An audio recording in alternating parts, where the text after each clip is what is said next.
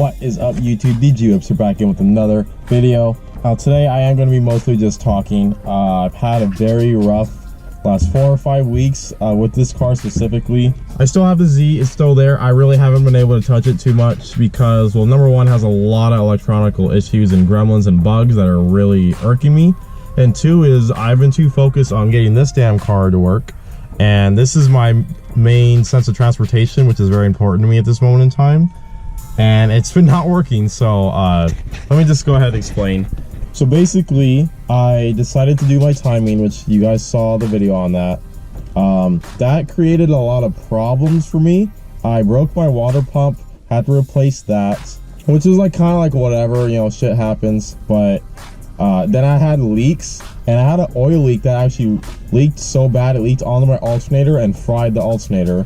My battery light came on and the brake light, which is a telltale sign the battery's not being charged by the alternator. Fortunately, I had a warranty on the alternator because I got it replaced like 2 years ago. So I ended up replacing that for free, and it just took me like maybe 2 hours to replace. I didn't really want to make a video on it because I kind of needed to replace it in a rush because I had a new job the day after I replaced it. Yeah, and then my car kept overheating. I had to keep towing the car home, and originally I just thought there was air in the system. I purged it.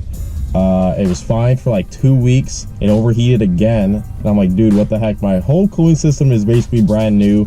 New water pump. My radiator's 2 years old, maybe 2.5 years old. The thermostat's pretty new. The coolant temperature system's new. My radiator core is not clogged. My heater works just fine. And there's no combustion gases in the system, so I'm like, dude, why am I overheating? It ended up being my thermostat was sticking closed at random times, not like all the time, but it randomly decided to stick closed, which is just super odd. So I ended up having to go to the damn dealership to have that either have them figure that out, because I had no idea what was going on. It was such a weird issue, I couldn't even like attempt to fix it, and I didn't really have time to keep spending weeks and weeks trying to figure it out. So I take it to a dealership. I pay an arm and a leg, but they did diagnose it correctly and they fixed it, which was fine. I wanted the Nissan techs to get their hands on it, and if it overheated again, then it was gonna be their problem. They're gonna fix it, right? So I also got a rental to use while they were fixing it, which is cool. Then I get in the car after they gave me the car back, and my steering wheel is at a 45-degree angle. I'll show you a picture. And I'm like, bro, what the fuck? I know it was not like that when I had the car towed over there. It was maybe at like a 10-degree angle before. But it was not at that bad of an angle. You guys, if you watch my videos of me driving point of view, you'd see it wasn't that bad. So I'm like, hey, what's going on? Also, my slip and BDC light was coming on because the alignment was so far off it couldn't like have the traction control to work. My tie rod ended up getting bent somehow, and I really thought it was them, and I was kind of expressing how upset I was with them. They explained to me the tie rod was bent downwards, and that's how it came, which means that the tow truck driver strapped it down from the fucking tie rod like a genius, right? And so that means if he hit a bump and the strap was supporting the weight of the car from the tie rod and my car tried to jump, it bent the tie rod down. So my tie rod got bent and I could not fix it until today. I didn't really have time to fix it until today, which is Monday, and this was like Thursday. So I was just like, I got an alignment, and I was just gonna hope and pray it worked for a few days, right? It's all I needed. Of course it didn't. I tried to back out my driveway. My wheels are doing the splits like this. I posted on my Instagram if you haven't seen it. And my tie rod was just absolutely done, and I couldn't turn the left wheel. So I had to literally replace it. Fortunately, I had a spare tie rod lying around. And go to work that day, still late. It was pretty bad. So fortunately, Infiniti gave me an alignment for free for the inconvenience, which is what I did today. I haven't been filming a lot of this because this has just been a lot of headache, and I just have not been like happy about the situation, so it's been very stressful. But I've been driving the car for a while now, and no overheating, which is good. My alignment's perfectly straight now, and I've had no problems. I actually turned my tire pressure light off, which has been on the entire time on the car, which I guess that's cool. Yeah, that's what's been going on with me the last 4 or 5 weeks, and it's been very inconvenient. I haven't had issues with this car up until I pulled that timing cover off, and then everything decided to go haywire, and then tow truck drivers are messing my car up, and oh man. Everything seems to be good now, which is good.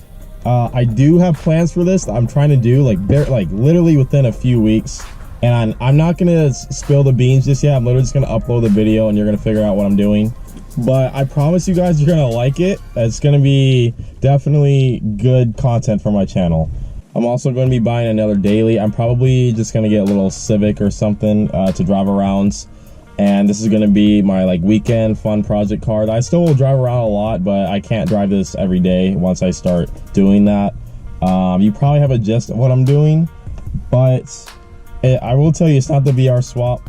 Unfortunately, I've had a lot of issues with like fixing things, and new problems come up and stuff, and then things are taking a lot longer. And I don't think doing an engine swap right now, when my mechanical skills are just whack right now, is just a good idea. And it's also like a little out of my budget right now with life going on. I'm also trying to move out. I'm still with my mom, which I'm not trying to do, but the pandemic really messed up a lot of my plans. But for those of you guys that regularly follow my channel and videos, I appreciate you guys riding with me and supporting me. You guys liking the videos, commenting, everything. It's really awesome. I appreciate it. But I promise I'm going to make up for it. You will see. It's going to be very unique and different.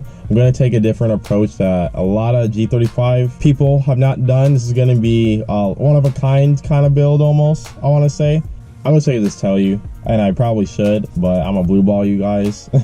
Turn the notification bell on, and when that video comes up, you're gonna click on it instantly, I promise. But yeah, that's just what's going on with me. Still raining right now, pretty crazy. Vegas doesn't usually rain, and it's rained like the entire weekend.